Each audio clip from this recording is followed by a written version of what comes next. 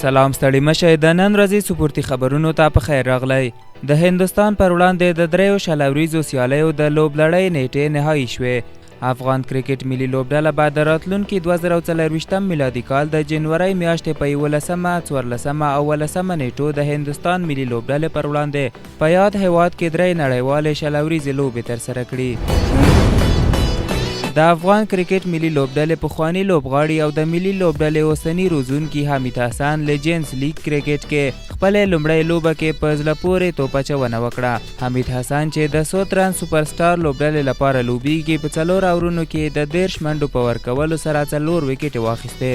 دغه سیالۍ د هند په کوربتوب پیل شوي چې د حمید حسن نوازغر افغان په شمول پکې د کرکټ د نړۍ بیلابیل پیاوړي تقاعد شوي لوبغاړي لوبیږي.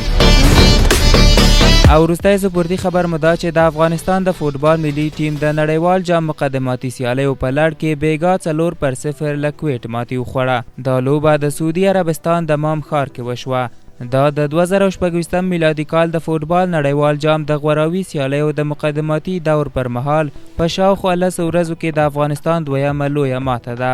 افغانستان تر دې مخکې د نومبر په 14 د قطر له فوټبال لوبډلې 8-1 ماته ومنله.